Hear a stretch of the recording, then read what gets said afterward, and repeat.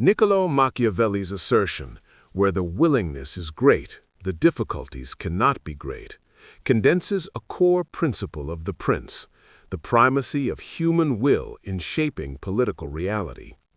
At first glance, the statement appears almost motivational, even simplistic.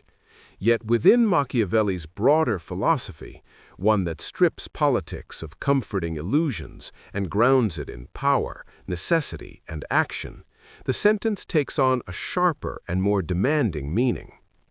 Machiavelli is not claiming that obstacles magically disappear when one desires success strongly enough.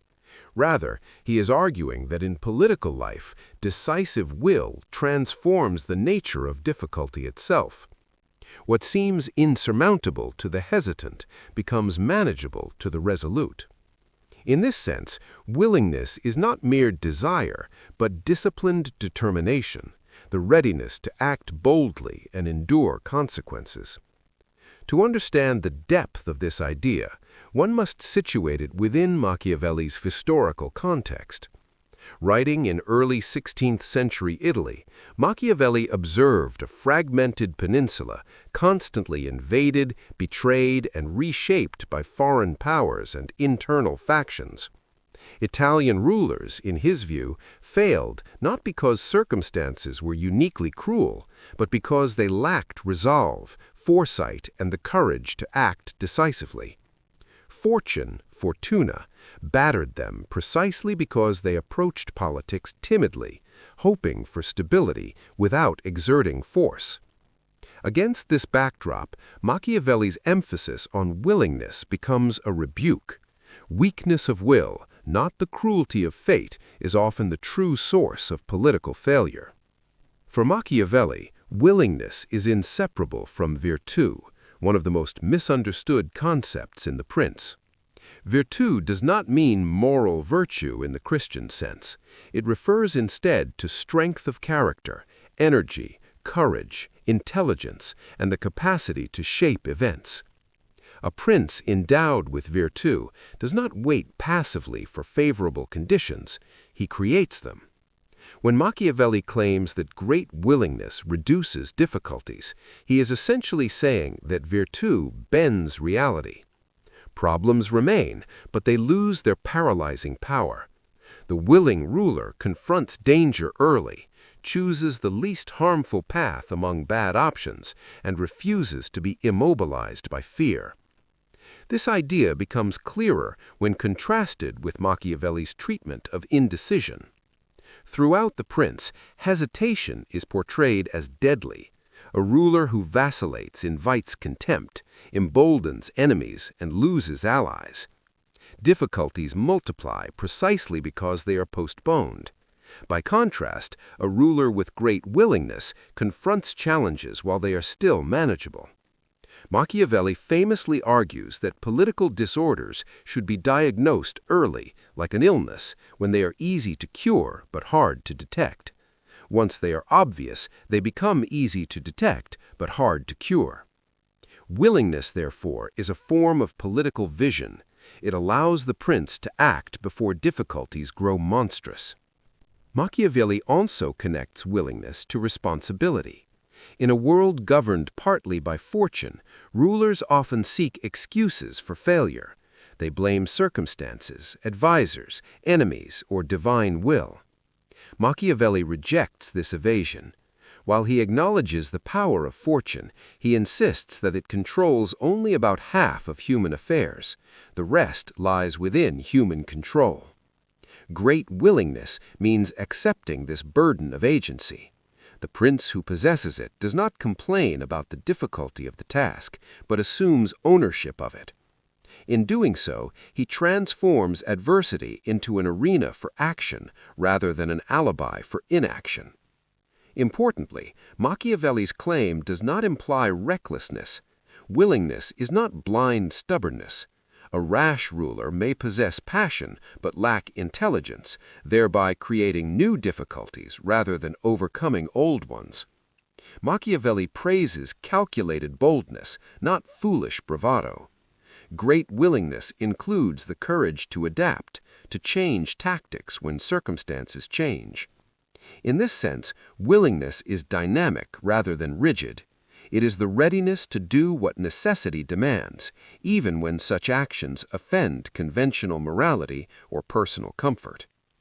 The psychological dimension of Machiavelli's statement is equally significant. Difficulties are not purely external, they are also perceived internally.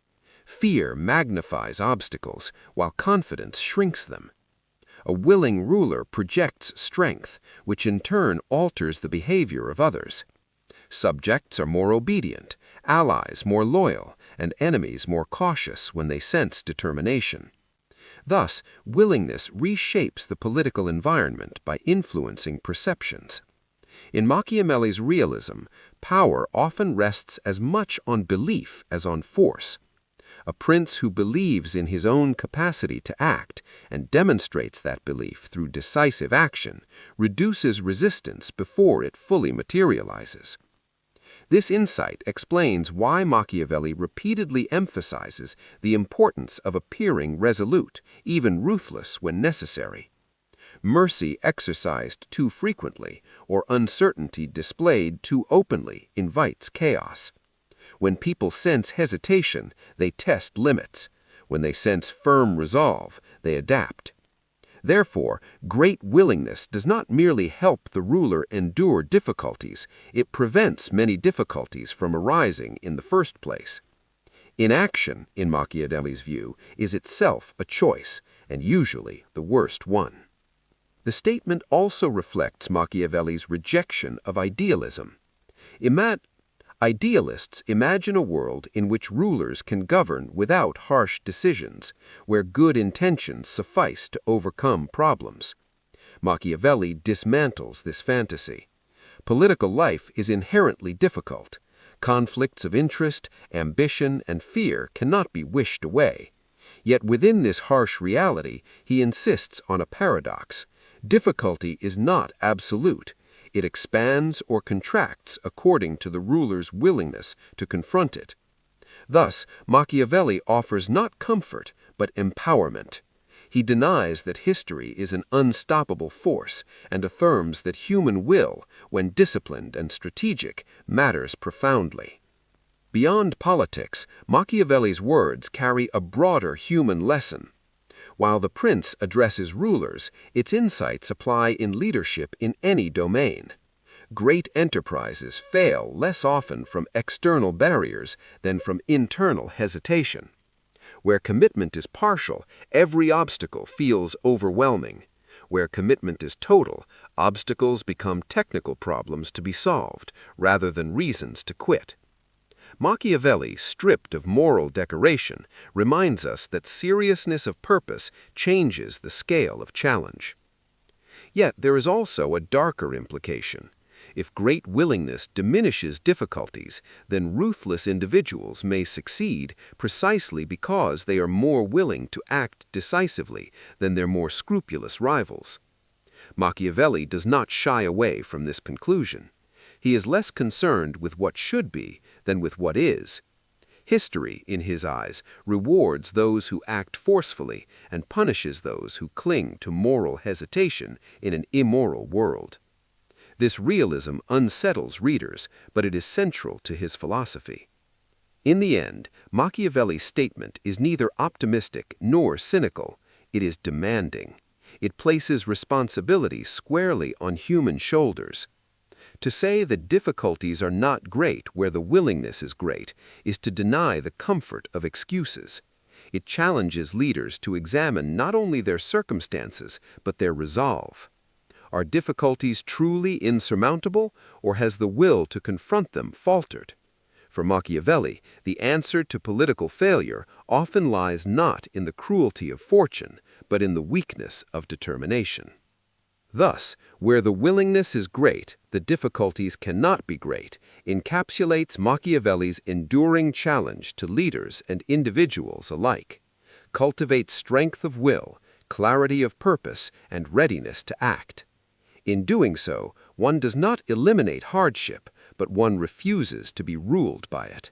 And in a world shaped by power, uncertainty, and conflict, that refusal is itself a form of mastery.